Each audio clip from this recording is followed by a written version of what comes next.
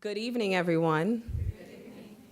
Thank you for joining us and gracing us with your beautiful presence and spirits. My name is Samantha Abrams, and I am the executive director for the March on Washington Film Festival. If you have not heard about the festival, we're 6 years old, DC-based, but we do work all over the country, and we use film, storytelling, art, and media to elevate stories and voices who ought to tell those stories, factually tell our history, and use it to really inspire, motivate, and educate.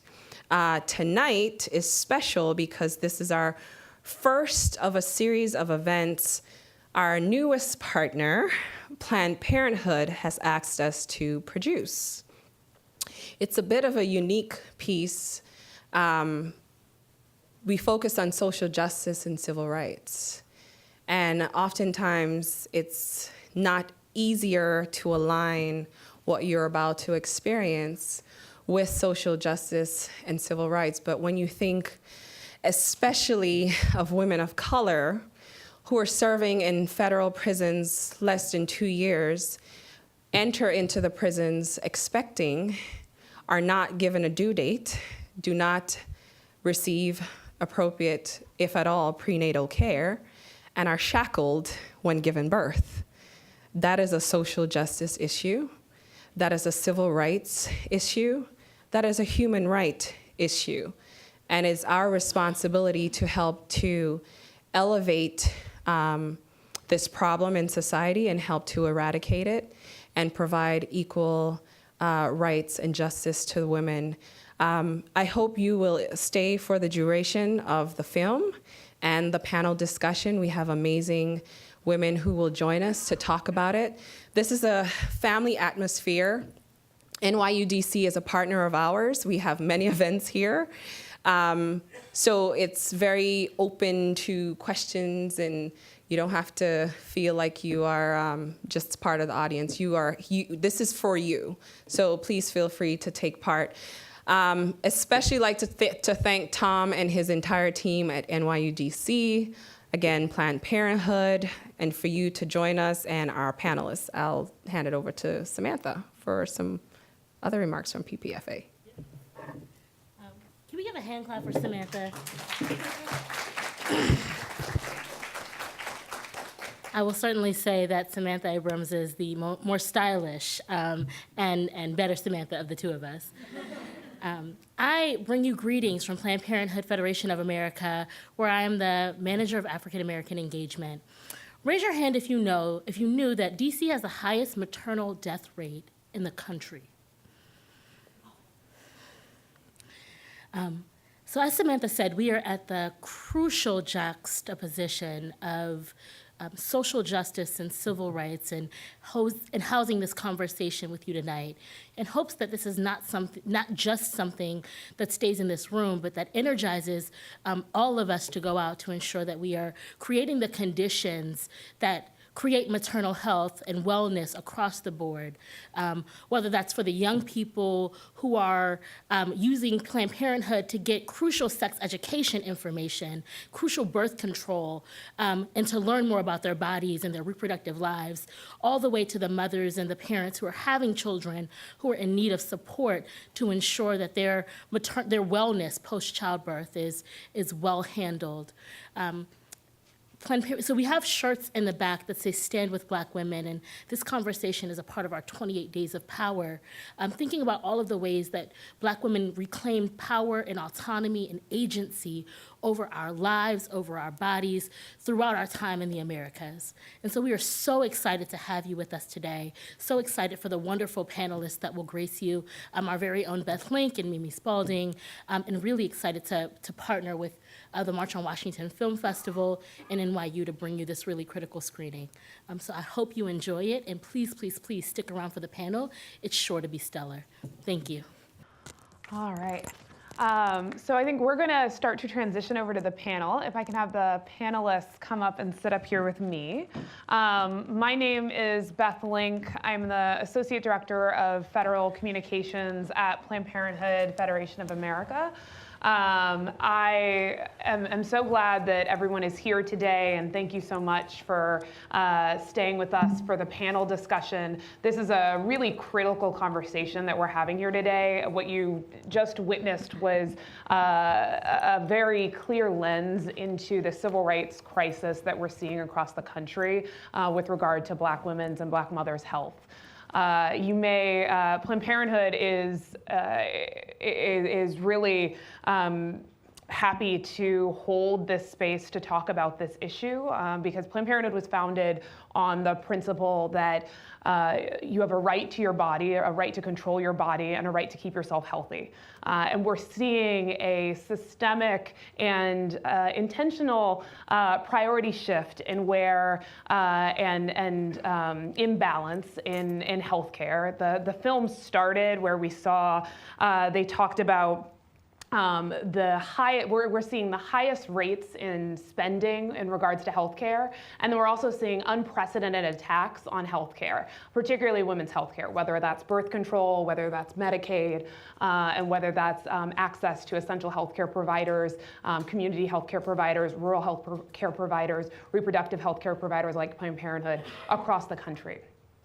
So I am really excited to be joined today by this really stellar panel that you're going to hear from.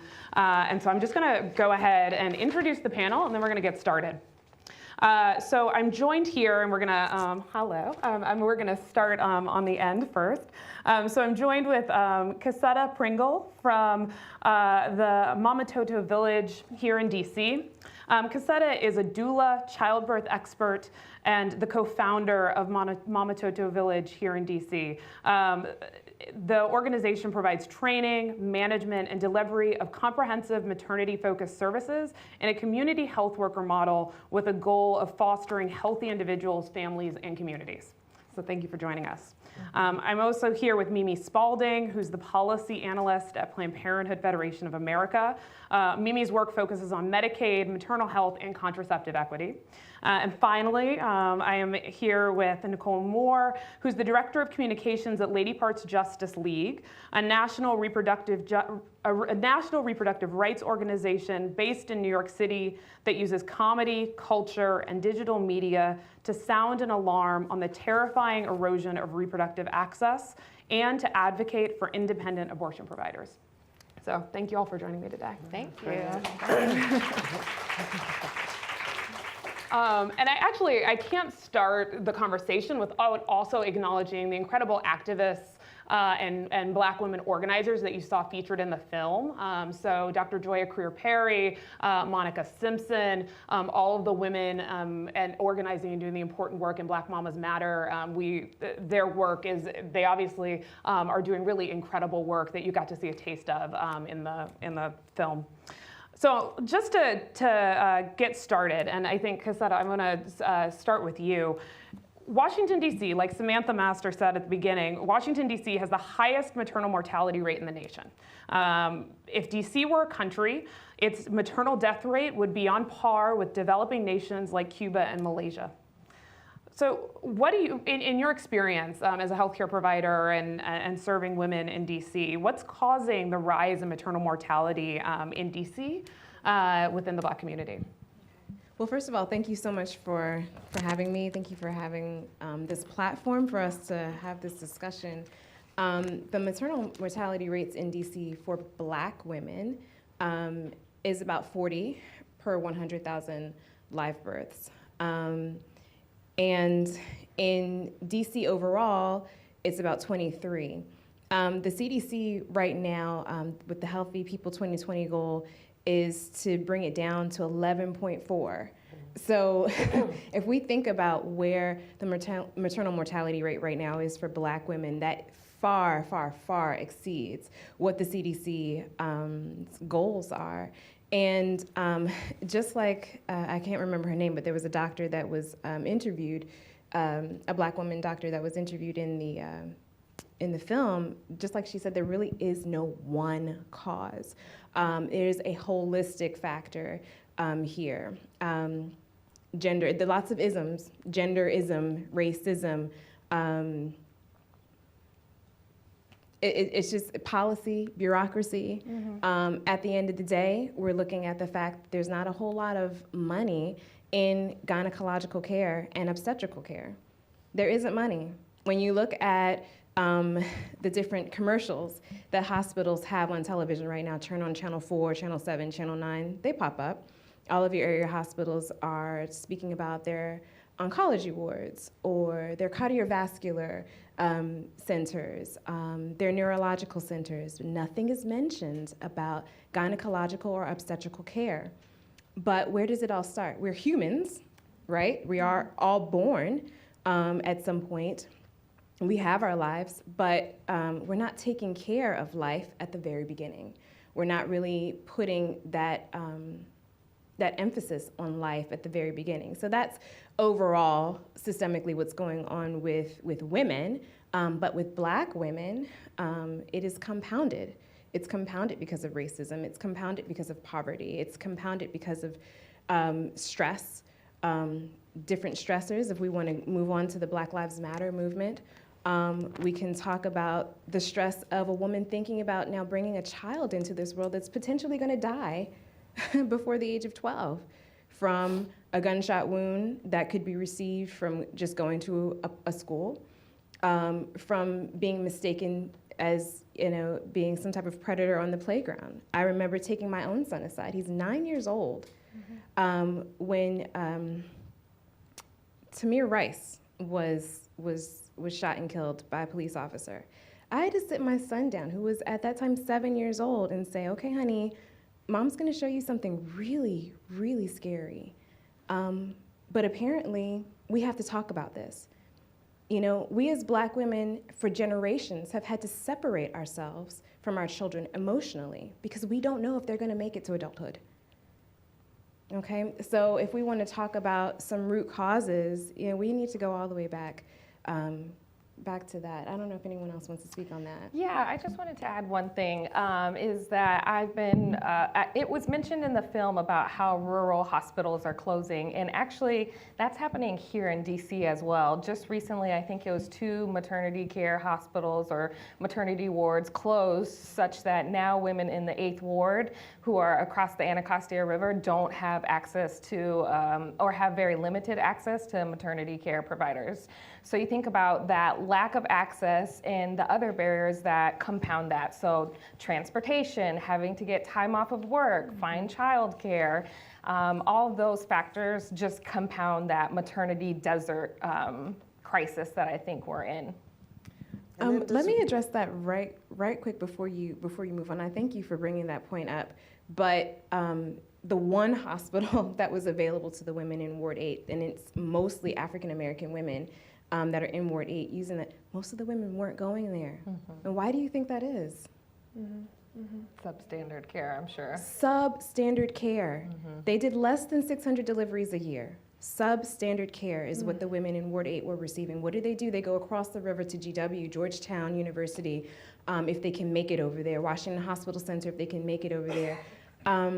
Most of the women that Mama Toto Village serves, and we serve most women in wards 5, 7, and 8, so the most impoverished wards here in the city, they don't want to think about going to United Medical Center. They didn't want to think about that. Absolutely not. We had just a handful of mamas deliver there, and that was only because they had to get to a hospital quickly. So we need access to affordable, good, high-quality care east of the river. Yeah. Nicole, did you want to add there? I was just going to say, I was surprised in this movie that the word humanizing was never used. Like, that's the point of racism, and that's why there's substandard care. I mean, everything that you mentioned, but the root of racism is to dehumanize Black people and people of color. So that's why, I mean, if I have any, I think the documentary was informative. I would just wish the filmmaker would have set those Black women at a dinner table with their kids, or going to take them to school, or doing something to humanize them, just to isolate them. It felt very clinical, and I think it also plays into the whole stereotypes of what racism does to Black women who are mothers. Like, we don't see them with their children. You don't see them playing with their kids, having dinner, making dinner, bathing them at night. Like, those things are important to see because it humanizes us, so that when they go to a medical institution, doctors will have some type of empathy. Although I do feel like doctors and medical professionals, just like police officers, need to have an entire revamping of their engagement educational program. Like, they need to know how to talk to, how to relate, and how to engage with Black people in the communities that they serve, and they just don't do it. So I could go on, but I'm just going to stop right there. Well, and actually, I want to dig into the racism piece a little bit. I think folks probably read the Serena Williams profile of her birth experience in Vogue, where she talks about the racism, and particularly she was telling the doctors what was happening with her body, and they didn't listen to her until it was she was in extreme pain and bleeding, and then they finally listened. But we also know research has shown that Black patients coming into an emergency room are half as likely to get pain medication than white patients. So there's clearly something happening. So I guess tell me, what is Serena Williams' story? What is this kind of, just the facts here tell us and about the experience that Black mamas come into in the healthcare industry, and really just their experience both leading up to and continuing through pregnancy and childbirth.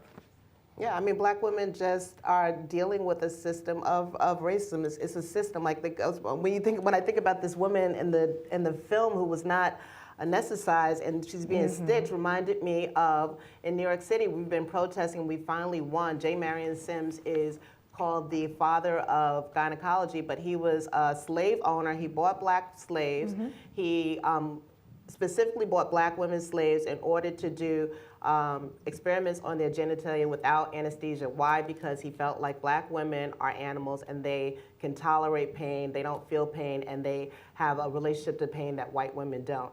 That kind of ideology still exists today within the medical system. So you can say what you want about how progressive we are, but that sentiment around Black women and what we feel, and again, it goes back to our emotional state, our being humanized. Like, doctors still don't see us like that way. So you see someone like Serena come in, and she's been on multiple magazine covers. She's been glamorized, but yeah, if you also read social media, you also see that racism and that hatred that she goes to, and she's been compared to apes, she's been compared to animals, she's been compared to a man. So she probably, even with her wealthy, privileged state, did not even get the same type of care that a white woman has. Because basically, if she has a white doctor, or even if she has a Black doctor, because again, it's a system of racism that affects the mentality of people, people don't humanize and relate to her in a way. They don't see her as being their sister or their daughter or their niece. So they are less informative, they're less hands-on, and they just make assumptions about Black women that they don't make with the white women. Yeah, I think in the movie, when they showed the midwife and how the midwife said she cares about her patients and her patients felt that care, I think that just highlighted the importance of having midwives and doulas that look like us providing care for us. That's the thing that I wanted to add. Yeah. I also think there's a certain level of fear and apathy from the healthcare system as a whole. I like the fact that you mentioned Serena. She is a strong Black woman, right? But at the end of the day, maybe people are looking at her with a little bit of caution. Well, maybe she'll come at me and say something wrong to me or aggress me in some kind of a way. We're not animals. And a lot of the times I feel like the healthcare system treats us, just like you said, treats us that way. So sometimes there's a fear, and sometimes there's just this overall apathy of, well, they'll get over it. Well, they'll just be fine. Maybe there are Black women who take too much medication. Maybe there are ones who don't take enough medication. So I don't know, so I'm just gonna leave it alone. But even on the flip side of that, as Black women, I'm educated. I don't have nearly as much money as Serena, but we have not been educated on what questions to ask. Yeah. Like, I am in awe of my white colleagues who are like, they have a list of questions because their mothers have sat them down, their aunties of like, oh, when you go to about this problem, make sure you ask X, Y, Z, and then A, B, C, point 2, 3, and 4. And I'm like, oh, okay, I didn't know that. It's also, And that just becomes, that's just, again, racism and what we've been exposed to, what our mothers have been exposed to. And it's not as much, and clearly not nearly as vast as knowledge as white women who have been educated, whose mothers have been educated. So they also know the right questions. Serena's mother, probably just like us, didn't know the right things to tell her daughter. So she is probably learning, and I'm sure her daughter will be smarter, but Serena probably just didn't know what questions to ask. She felt pain, but she couldn't say, I need this because, or I should want this, or demanded that, which is ironic because I'm sure if you ask her anything about her finances or about sports, she would be able to answer. But you know, in terms of black women, no matter what level you are, the last person you think of in terms of self-care is yourself. The thing is that Serena actually did know. I think she had experienced an embolism before, and so she knew the signs. But I think what that showed me is that we as black women have to be ardent stewards of our own health care. And so we have to come in with these lists. We have to come in and have everything, you know, I mean, unfortunately, that is the case due to the system and how it's set up. But I fear that if Serena hadn't had that information, you know, who knows what might have happened. Yeah, absolutely. And I also, the statue of that OBGYN that you talked about that was standing in New York. It still is, but it's going to be taken down. Yeah, thanks to some incredible organizing and action led by black women. You know, because black people have to take it down. Right. But you know, it's interesting. I think on the statue it's written "Father of Modern Gynecology," which says something. You know, that is intentional. There is, you know, race is completely, and the systemic racism is intertwined throughout all of this. Oh, no doubt. And right across the street is Mount Sinai and the Medical Arts Institution, and they fought, all of us activists, to have that they wanted to stay there. And even knowing what this man did, they still said, oh, no, he's still someone that we respect and honor, and he deserves his place in front of Central Park. Yep. Yeah. I want to transition and talk a little bit about policy and some of the choices that are being made, because that when you prioritize spending, it is choices being made on who accesses healthcare, what kind of healthcare they're able to access. So what kind of policies should we be advocating to create equity in maternal health care across the board? And in your experience, what policies have contributed to decreased access and services to reproductive health care, maternity care, and postnatal care for women, particularly black women? I think one of the most obvious policies that has played such a big role is the Affordable Care Act. Although it's not perfect, you know, we'll admit that it's made huge gains in how many people are able to have coverage. So for example, before the Affordable Care Act, I think something like 12% of private health insurance plans covered maternity care, whereas now that's required. Also coverage of birth control, as well as Medicaid coverage, so expanding Medicaid to cover many more low-income people across the United States. So I think that has really been an incredible vehicle to kind of close the gap. But as we've seen over the last 18 or so months, they have been under threat every day by this administration. So just last week, it was the president's budget.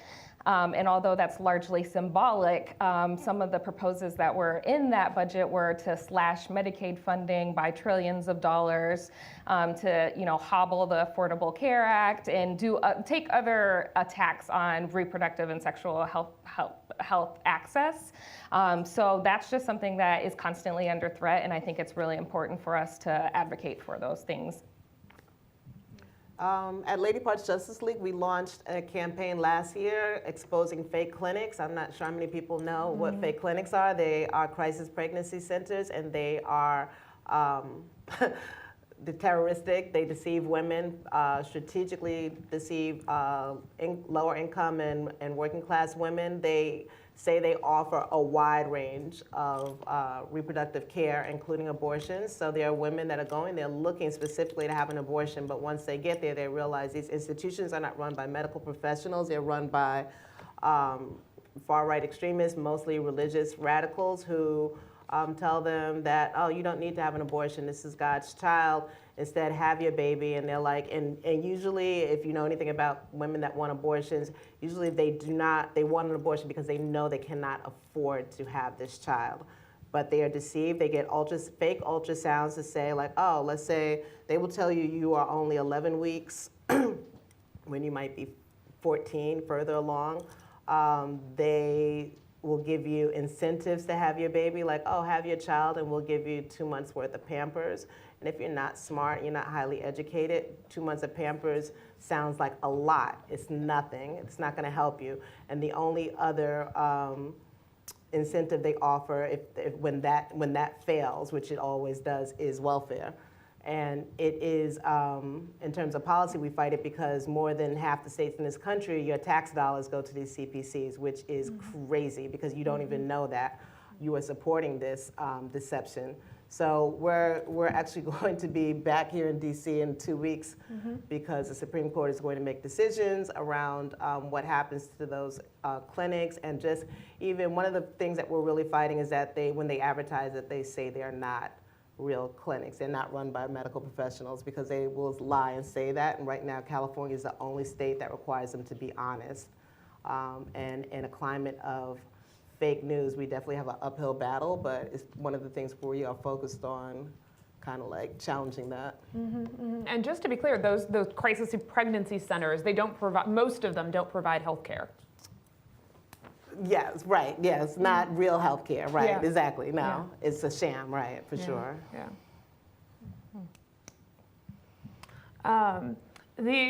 I'm sorry, I just feel like that's kind of shocking. Yeah, I was shocked the first time I heard That's kind of it. shocking. Oh my God. There are a few crisis pregnancy centers in our area, in DC and in Maryland. I do know that they provide ultrasounds. I do know that they provide counseling for women. They're not real ultrasounds, though. That's the thing. They're Well, not. so I beg to differ.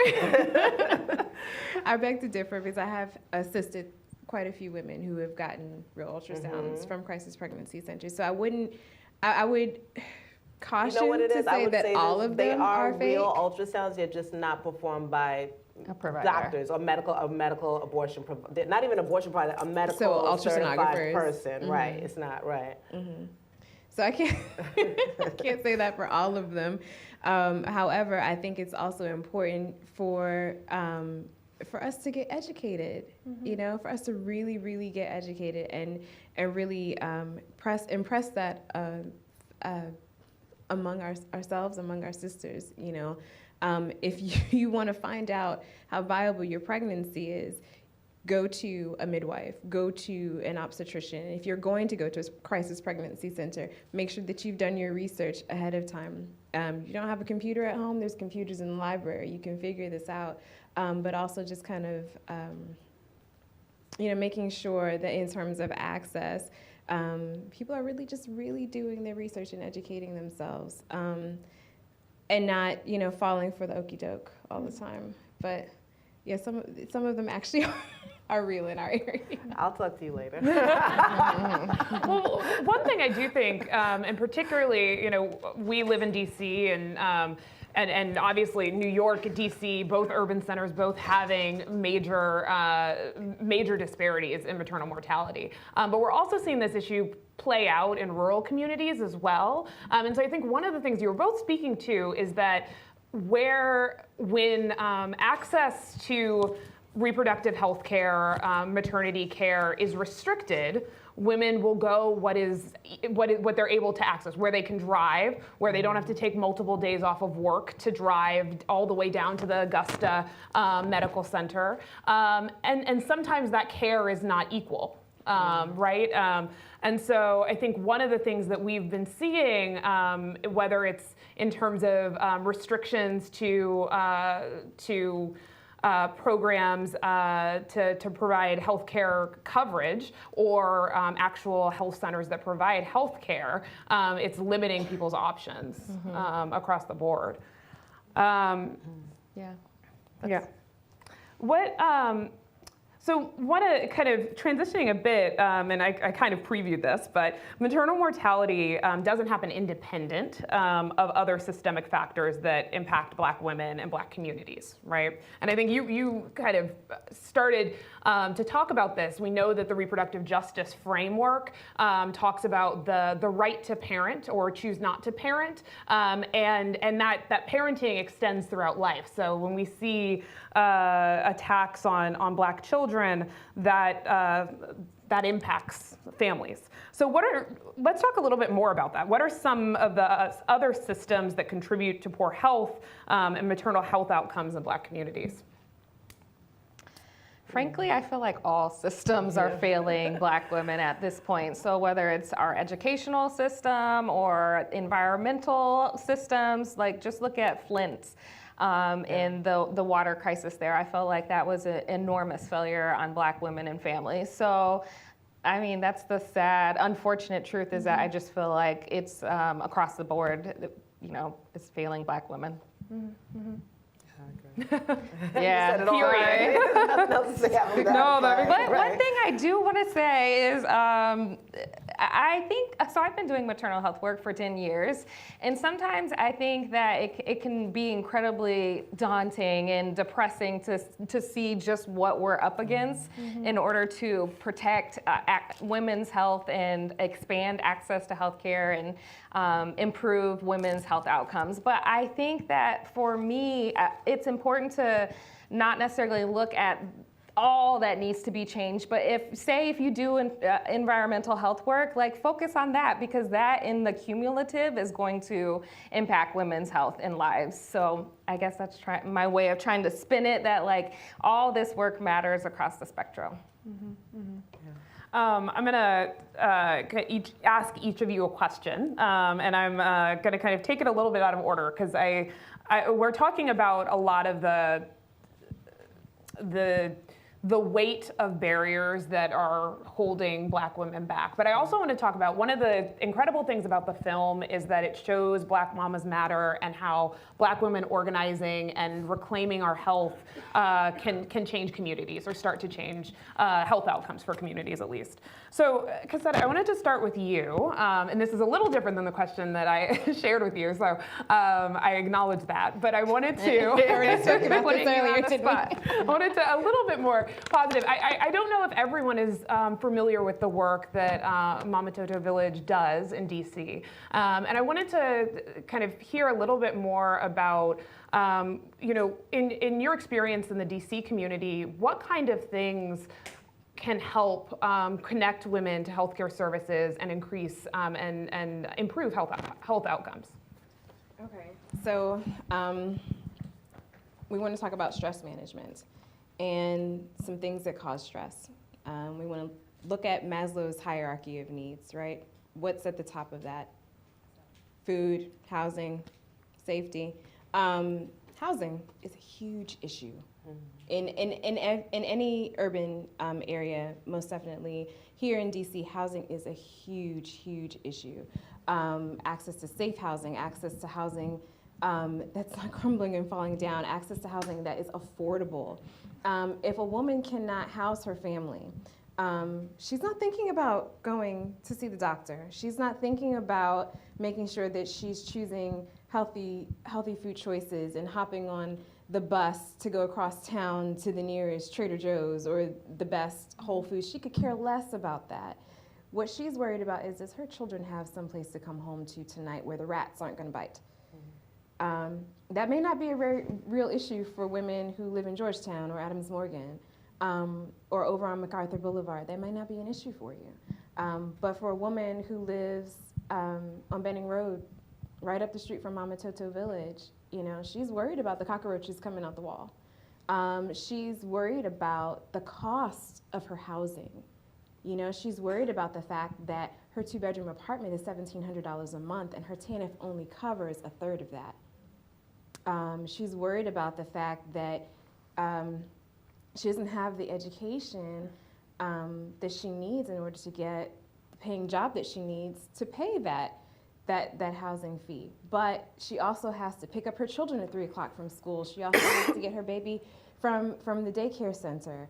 she also has to go across town to push her cart so she can get groceries from the local Aldi's. So there's a lot. There's a lot. There's housing that's an issue. There's access to education and educational training programs that are going to encourage job readiness. At Mama Toto Village, we have what we call perinatal community health workers, and we train women who have come through the program, and they've had their babies through the program, and they've come back through maybe a year later to go back out into their communities and give back to their communities. And they're learning a good trade, and this is a trade that we call it as a jumping point. And they can go into any profession thereafter, such as maternal child health, public health policy. Social work is a big one that a lot of them are interested in. Some are even interested in going to medical school to become gynecologists. Some are interested in midwifery and going into the nursing field, or entering into traditional midwifery, which is the CPM route. These are avenues that these mamas hadn't even thought of before, because there were so many other pressing issues pressing down on them. We want to think about their access to good health care. We already talked about the fact that there's not a good hospital in Ward 8, Ward 7 and 8, really, to cover them. They've got to go across the river. They've got to go across the bridge. Why should they have to keep going, far away to get access to good health care? These are women who sit in the gynecologist's office almost all day long, waiting to be seen. They're overbooked. These are really, really good hospitals, but they're overcrowded now. These are women who are now giving birth in the hallways, giving birth in triage, instead of having access to a nice, independent birth room. They've got to think about, okay, now I've got the stress of housing on me, the stress of education, the stress of not having enough food to put on the table, the stress of not having enough money, and now I've got to think about giving birth to my beautiful baby in a hallway. That's ridiculous.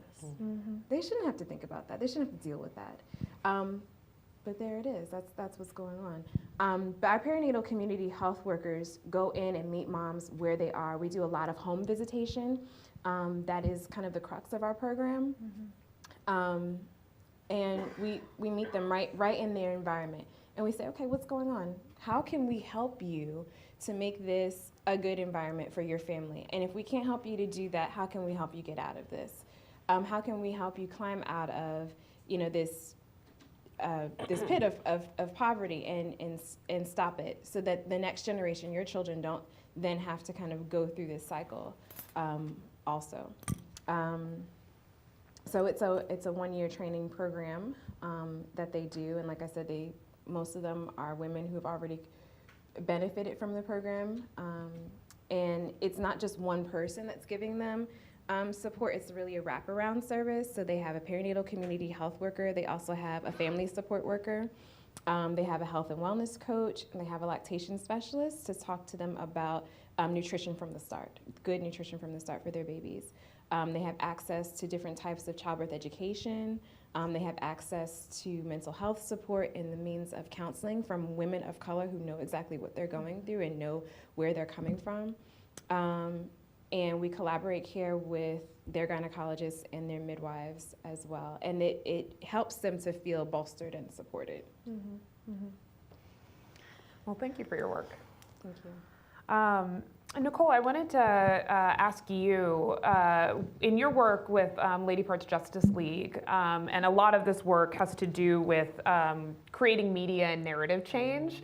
You talked about humanizing Black women in the media. Tell me a little bit more about ways that we can create media that educates the public about the lethal intersections of racism and sexism that contribute to poor maternal health. Well, we do videos, and we're known for our funny videos. We use, what makes our organization very unique is that we use humor, and we fuse it with our rage, and we do crazy cool videos. I wish I could show you our video. We did a parody on Beyonce's Formation, and ours was called Information. And instead of taking place, along the bayou, it took place in an abortion clinic, and it was fun. It featured all Black women, written by Black women, directed by Black women, and we just changed the lyrics to talk about TRAP laws, TRAP is targeted regulation of abortion providers, and particularly in places like Louisiana, they're very rigorous in shutting down abortion clinics for not having something like what's the word I want to use? Like a janitor's yes, closet, right, something set up right there, like 5 grass. feet away from right. The grass has to be cut a certain height. That's one of the most ridiculous ones, right? So we like to have fun and do that. That requires, obviously, we're an organization. We have about 15 of us. We have we've been blessed to have a huge budget to create these videos. But I always tell people, our cell phones is one of the most powerful weapons that we have. I think we saw, like, initially at Ferguson, like, just what you could do with a cell phone in terms of videos and storytelling. And I think we still, as much as we talk about intersectionality and storytelling, there still are not enough stories about Black women and reproductive freedom and reproductive justice, and I just can't get over it. Just pick up your phone, tell your story, and and the other thing is, I guess it's not that easy. I have to say to myself, Black folks grew up, we did not talk about sex. Like, I never had the conversation. I got a pamphlet and was told to go to my room and read it. So we come from families and culture where we don't talk about sex, we don't talk about abortions, we don't talk about reproductive health. But I think as we progress and we move on, I think it's time that we can. Like, even if you just do the story and post it on a private page or share it with a friend, I feel like storytelling is so important, and getting those stories out there and sharing and telling your friends and talking to your girlfriend about your abortion story. Or it could just be about your experience if you're a pregnant woman going to the doctor. Like, we don't even talk about that. It's really scary. I had, I can be totally transparent right now because one of my best friends is sitting back there, and I'm not even sure I told her this, but I had an incident with my breast and having a mammogram. It's just the silence around our health is deafening, and it's killing us. What did Audre Lorde said? Self-care is not self-indulgent, it's self-preservation, and it's a political revolutionary act. It really is, and talking about it is igniting that revolution, and I feel like storytelling is really important. Like, we need to make space at the table for Black and Latino women, especially, to tell those stories. If you're a white woman, step aside. And then once you step aside, amplify the story that you're hearing, because we need to hear more of those stories. Yeah. I think the pieces of representation and having the autonomy to tell your own story really goes back to that kind of piece of having the right over your own body to make your healthcare decisions. And it requires a certain amount of courage and boldness and fierceness. It's like, let's get out there and do that and say it. And have no fucks to give. Like, sorry, I hope that doesn't go again. Right? But you really have to be that. You have to have that type of energy nowadays, because people will come at you, but you have to say, this is like you said, my body is my power, and your power is very important nowadays. We are being killed. Like, in the movie, I would laugh because she goes, racism kills? I'm like, oh yeah. I know, me too. Yeah, it does. Right. Yeah.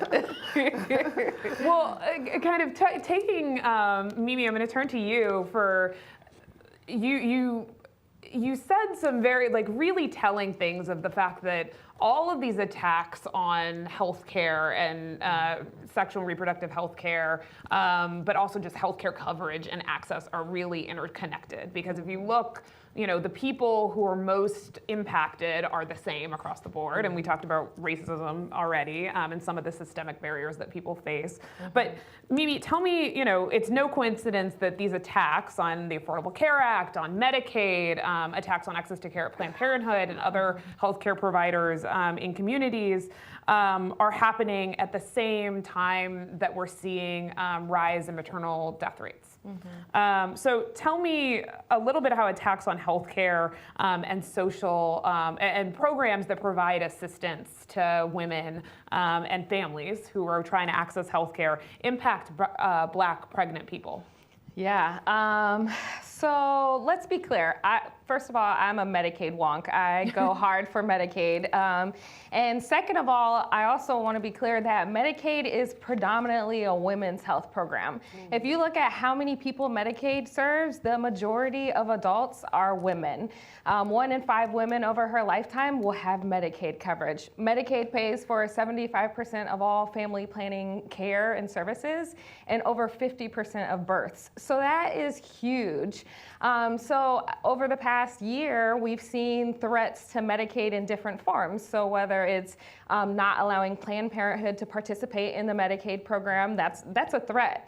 Whether it's cutting trillions of dollars from Medicaid, that's a direct threat to low-income women and women of color in particular, because as Beth mentioned, due to a variety of factors, low-income women of color disproportionately comprise the Medicaid population. So attacking Medicaid is a direct attack on Black women. So I really think that it's important that we acknowledge how important the Medicaid program is for Black women, and we work really hard to protect Medicaid because it is such an important program and it's provided such needed coverage for people for so long. So imagine, I'm so surprised by those facts, but then I'm not. I was in Florida last week. Florida's a state, and I was shocked when I found this out, that abortion providers are not allowed to accept Medicaid. So that means you have to pay for your abortion cash. That's crazy. So imagine how many women are having children that they already know they can't afford and that they don't want, but they have to because they don't have the money to do it. And there are abortion funds, no doubt, that help a lot of women, but they can't help all the women. But not.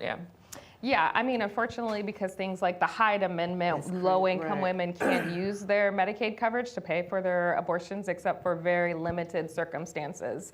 So that's an attack on Black women. It is. Yeah. Mm-hmm.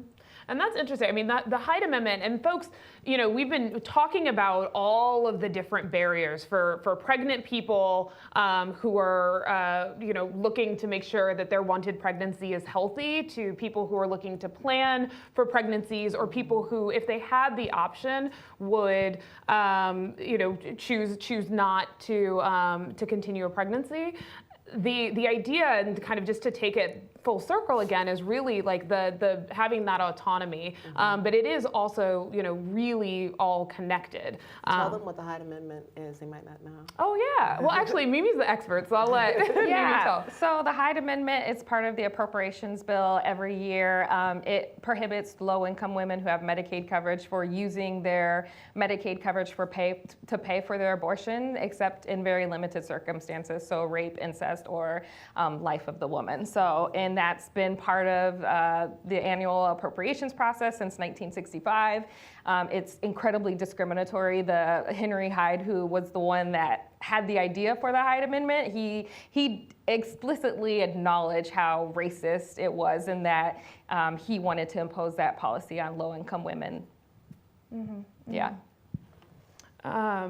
And so, no, but thank you. That's helpful to kind of have that clarity. And I think one of the pieces here that is really just critical to take away, I think that you've been hearing from everyone across the board, is that women should be able to have access to the highest quality care across the board, whatever care that they're looking for. And there are places in this country, Texas is another example, where we've seen attacks on reproductive health care providers. In fact, we saw, I think it was in 2011, the state passed legislation changing their family planning program, and we saw widespread closures in terms of access to providers, mostly in West Texas and South Texas, Rio Grande Valley, rural areas where there aren't other providers. As a result of that, 30,000 fewer women were getting access to care through the state program. And as a result, I should say at the same time, we saw rates for maternal mortality rise in the state. We also saw rates of people who had formerly been on the highest forms of birth control fall by about over 20%. And so it is really an interconnected web here of resources and choices that are being made at the policy level that are contributing to people's health. I did want to take an opportunity to open it up for any questions if folks have a question. I see one person right here. Yes, in the gold shirt or dress. Thank you. This has been really informative, and the documentaries touched on it briefly, and we talked about it. And there's obviously an access issue. There's these inequalities, but I'm a middle-class, highly educated woman, and I'm still whatever amount of times likely to die if I go to Georgetown Hospital and have a baby tomorrow. Yeah. How do we address that inherent implicit bias and racism directly for all of us? Because I think if we start framing about the Medicaid and things like that, yes, those are big issues, but we're still infinitely more likely to die, and that's a direct racist and bias issue. Yep. Thank you for that question. That's tough, but I would say it really starts with the medical providers. I think, I love the organization that I work with. We focus on abortion, so we work with abortion providers. Like I was in Florida, sitting down at dinner talking to abortion providers and educating them on diversity, on intersectionality, and how do you approach women of color? How do you, you just have to have those conversations. So I think when it comes to reproductive health, it's really changing and educating our medical providers. I live in Harlem. I was like, I want to go and get a black woman doctor in Harlem because I want to support someone who looks like me. And she was not for me in many respects, and I'm not even mad at her because as a black woman, her office was in a medical office. She shared her office with maybe 3 or 4 other doctors. She did not have an assistant. She probably couldn't afford an assistant. It was rough. And I'm like, it's not, at first I was mad at her, honestly, and I was like, you know what, this is really this comes down to institutionalized racism and also just what people have access to, even in terms of medical providers. So yes, her rapport with other black patients was great, but she didn't have the resources. So now I'm downtown and I have a Middle Eastern doctor. I have all the resources in the world, and his bedside manner is great. But I also had to educate him because I had blood work done, and he told me he thought I had cancer. I was stressed out, and come to find out though, once I got my test results back and spoke to someone who was educated about black women's health, that black women tend to have a higher white blood count than white women. So I went through 2 weeks of stress. I probably could have given myself cancer, but it's about, and I can laugh about it now, but think about how many doctors are uneducated about our unique reproductive genetic systems of being. We have a totally different physical makeup. There's a reason why we have more fibroids in white women, why we have diabetes more occurring in our communities than in white communities, and those things are not being addressed. It's like people between insurance, between the number of patients people have, people are glazing over all of this, and it's really going to require those of us that are advocating for health to really approach the doctors and medical institutions on being more nuanced, more detailed, and more strategic in their approach to our health. You're absolutely right. Medication is not one size fits all, and we have to titrate things to be right for the different cultures, the different ethnicities, the different races that there are. We can't keep treating black women the same that we treat white women, the same that we treat Latino women, and expect it all to come out fine all in the end. That it doesn't work that way.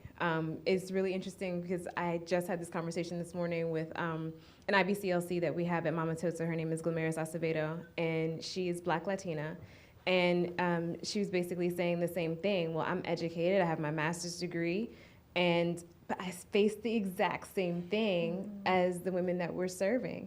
So what is it that we're going to do? There's a cultural humility piece that needs to happen here, and it's not just, great for our doctors and our social workers and all to go to classes on cultural competency, and let's get that together. You can't be competent in a culture that is not your own.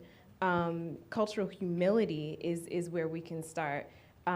Learning about these different cultures, learning about the nuances of how our bodies work, what is good for our bodies. You know, having a dietitian that can speak to the different nutrients that we need to keep our bodies healthy, not just what white women need or what, you know, the white man needs or whoever else. And then also kind of attacking the system of patriarchy as well.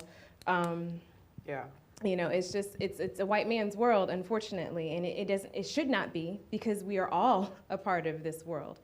We all need good representation.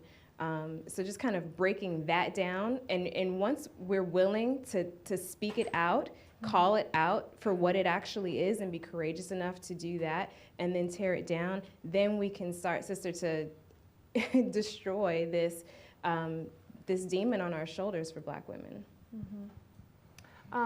I'm getting the time sign. So one last question for the woman who's standing up.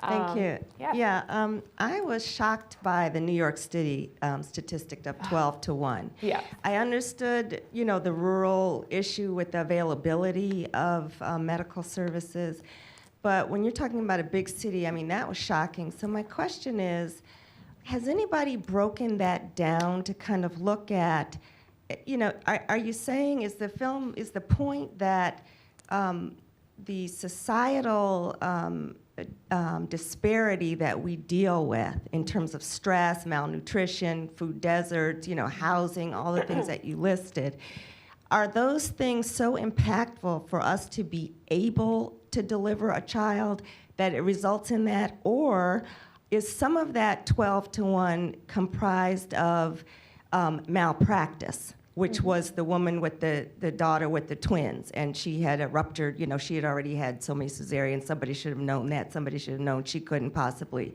take Pitocin and push out two But if twins. she was a white woman, she probably would have not, I would argue, not been treated so hastily. Right, and and so my point is there any, or my question is there anybody looking at the legal part of this, almost akin to a class action suit? I mean, I'm not a lawyer, so I don't know if that's the right thing, but I mean, if in fact it's a question of, you know, in New York City, we're just taking our time, not getting to the doctor, we have diabetes, we don't show up, and we this and that, or is it in fact neglect and malpractice on the case of, you know, the medical system? And if that's the case, you know, hey, hit them where the pocketbook is. Right. Somebody needs to be doing something from a legal point of view.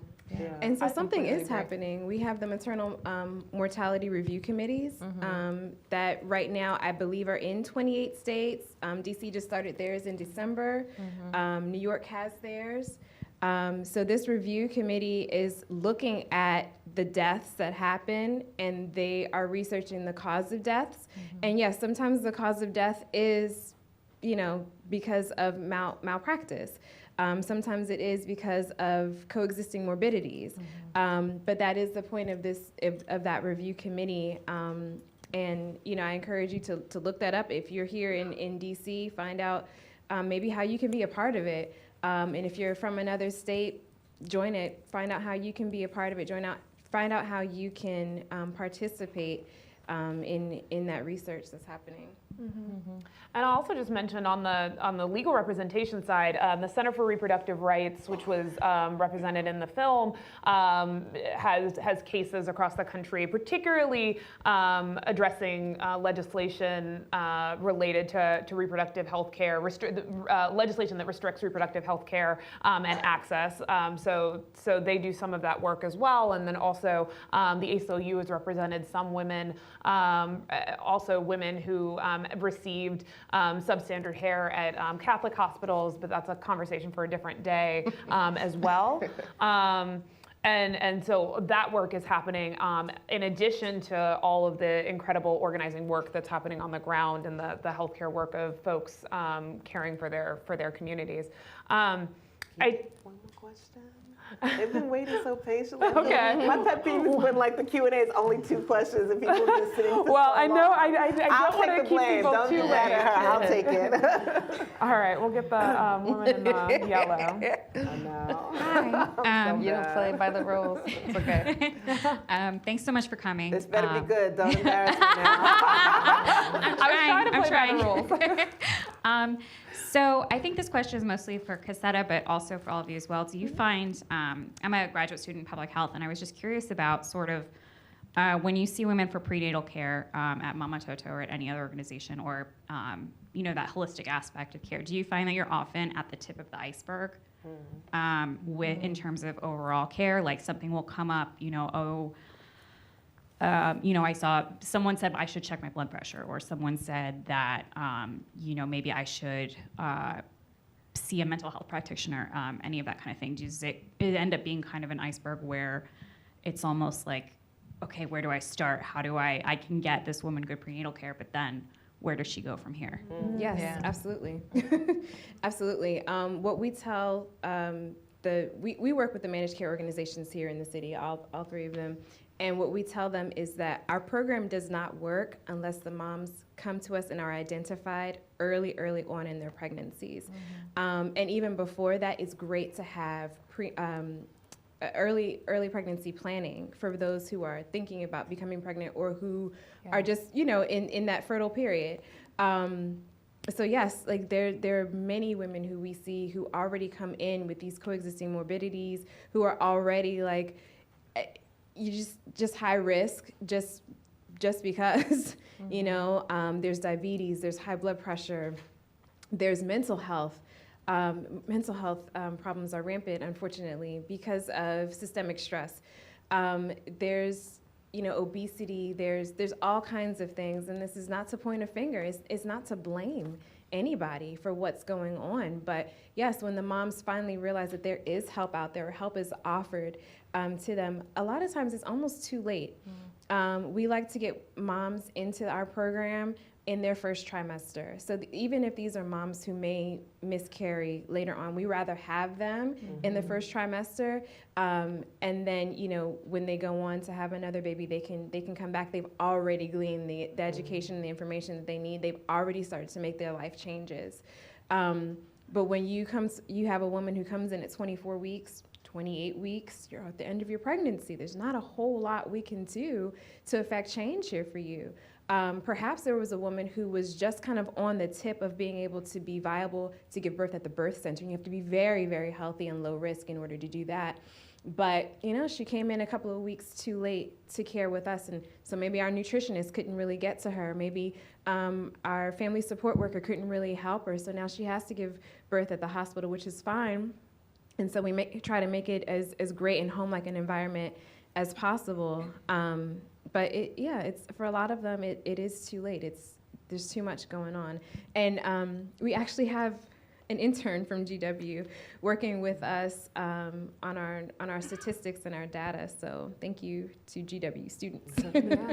I think that, just one last thing. The thing that I think it's important to, because I'm a public health person too, but is the life course perspective. So people don't come to you. So, you have to look at people's health across their lives. It just isn't one moment, If you think about like a 25-year-old pregnant woman who comes to the health center and she might be overweight and have high blood pressure, that didn't just happen overnight. That happened over the 25 years of her life. So I think it's really important to approach people where they're at and realize that it's a spectrum of lives that to contribute to the one moment Yeah, and also just that anecdote about the fact that once you have that entry point, there's so many other things. One of the makes me recall, we don't have one of our healthcare providers here, but one of our healthcare providers from Georgia, incidentally, shared this story of a woman who had not gone to the doctor in about 5 years and came to one of our health centers because she had 4 children and was looking for some long-acting birth control and was looking to get a IUD placed. And so she came into a Planned Parenthood health center to get her health care, and her cervix was bleeding, which indicated cancer cells. And in addition to that, she had high blood pressure and a lot of other issues. And our providers were able to connect her with a specialist, gynecological oncologist who was able to help her and get treated, and she's alive today. But that piece of access and having an entry point, having the time and the resources to get that access, very clearly it's life and death across the board and across the spectrum. I am sorry, I do want to, and our wonderful panelists, I hope that you're able to hang around for a little bit in case folks have more questions and want to talk to you. I did want to just end with kind of a rapid round question, so once from each of you. So one of the things that stuck with me is that the rate of women, if you're a college-educated woman, your rate is still higher than white women who only have a high school degree. So in your respective work, media, policy, and in healthcare, what is one thing that people in this room can take away and take back to their communities to try and increase health outcomes for Black mamas? Oh, that's so hard. Casetta's ready. I'm ready. Okay, good. I think one thing that we all need to remember is that you are an expert in your body. And nobody else is. You are the expert of your body and of the care that your body needs. And so take that power and hold on to it. Don't get in the back seat of someone else's vehicle of change for you. Stay in the front seat, stay in that driver's seat. And I think that's how we can start that going. Yeah, in terms of policy, I would say if you're from a state, maybe Virginia, push for Medicaid expansion in your state, because that's a huge way. I think over 400,000 people seek to gain coverage if if they expand Medicaid in Virginia, or as you're talking about, figure out if your state has a maternal mortality review board, or if there's a way to expand access to family planning in your state. I think there's a lot of ways that we can push policies to improve women's sexual and reproductive health care. So I'm happy to talk more after this if you're interested. Media, that's hard. I would say to maybe follow different organizations. Sister Song, Monica was featured in the documentary. Organization is fantastic. I would say go online, follow them on Facebook and on Twitter. Sister Song, follow Lady Parts Justice League. We're about to go on a 15-city tour this summer. And just that about New York City, like read about Erica Garner. She died. She lives in New York City. She's one of those people. She was on the front lines for her father for social change regarding criminal justice and the police force in Staten Island. And that stress took a toll on her. And she died, I want to say 3 or 4 months after she gave birth to her baby. So in terms of media, read her story, amplify her story, share her story. And I have postcards and stickers I'm just going to run back and give out, but those are the things you can do. Well, please give it up for this incredible panel. Thank you for sharing. And now I'm going to turn it over to Samantha Master, who's going to close us out. Can we give it up for the panel one more time? Yeah. All of this brilliance that was encapsulated here. I am just so grateful that you all shared your wisdom with us this Tuesday night. Really, you all are the winners because it's Tuesday at 8:30 and you are here with us. And what could have been like a really morbid conversation, but I am leaving feeling more empowered than I have in a long time about my ability to both control my own health, and I hope that you all are leaving with a similar feeling of sparked resistance that we actually... I'm sorry. Well, you know Black Girl Magic, the way my magic is set up. Yeah. Can we also give it up for the March on Washington Film Festival for, without them and their partnership with NYU, this conversation would not be possible. If you took, so I appreciate the closing question, Beth, because you said kind of what can people do to create a world where Black mamas matter? And certainly at Planned Parenthood, we intend to be with our partners and ensuring that not only do we have control over our bodies and our health, but that we are standing in strong solidarity and coalition with our partners who are working to ensure that Black mamas matter. And so what you can also do in addition to following Sister Song and fighting to expand Medicaid and making sure sure that you are in control of your health is to sign up for our email list to get more opportunities to either engage in conversations like this, to have a more expansive view of how you can join the fight for reproductive health rights and justice writ large. And so you can do that by texting fight to 22422. Yeah. So you can text fight to 22422. You can sign one of the supporter cards at the back table, and we'll also be sending out an email thanking you for coming out and asking you to join our list tomorrow. And so please, please, please take a moment and join the fight. This is not the first or the last conversation of this nature, and we need to have this conversation all over the city, all over the country, until we can create a world where Black mamas matter. Give yourselves a hand clap and a round of applause. And please, please, please, if there's wine and food left upstairs, have at it. Thank you so, so much.